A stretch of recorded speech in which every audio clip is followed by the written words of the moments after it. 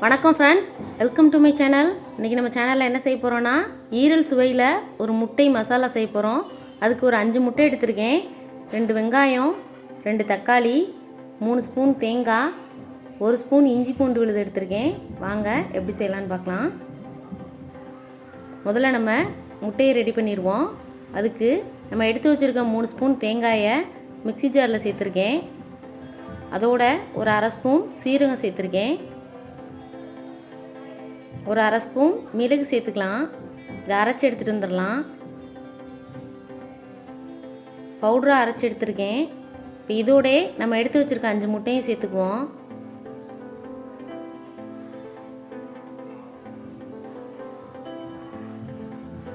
மிக்சியில் சேர்த்து நல்லா அரைக்கும் போது முட்டை நல்லா பொங்கி வந்துடும்.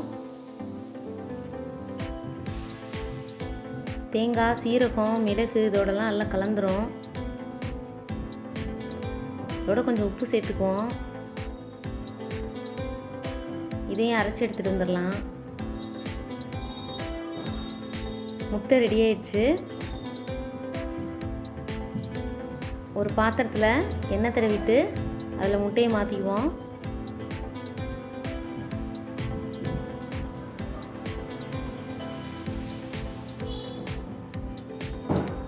மூடி போட்டுடலாம்.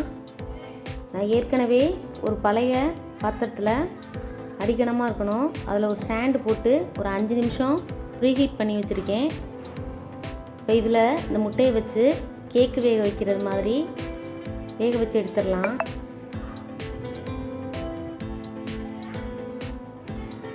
ஏற்கனவே 5 நிமிஷம் ப்ரீஹீட் பண்ணியிருக்கேன். இன்னொரு 1/4 மணி நேரம் வச்சா ரெடி ஆயிரும். ரெடியான பிறகு ஈரல் மாதிரி சின்ன சின்ன பீஸாக நறுக்கி எடுத்துடணும். இப்போ வாங்க அதுக்கு மசாலா செய்யலாம். ஒரு 3 ஸ்பூன் எண்ணெய் சேர்த்து சூடானதும் கொஞ்சம் சோம்பு, பட்டை, கருவேப்பிலை சேர்த்துருக்கேன்.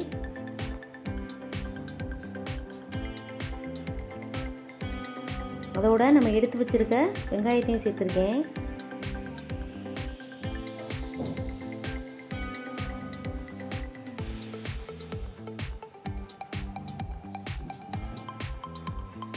இஞ்சி பூண்டு விழுது சேர்த்துக்கலாம்.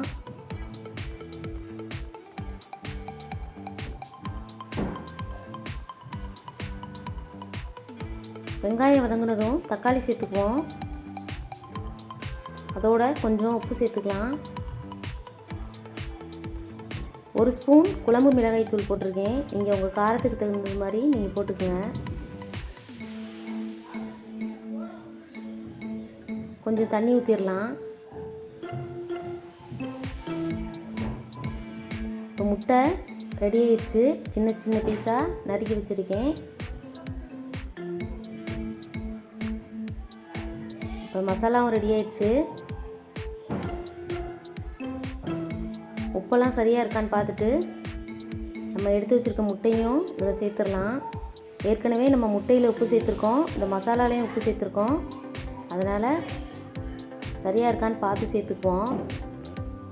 நல்லா கலந்து விட்டுறலாம். மசாலா எல்லாமே முட்டையில் இறங்கணும்.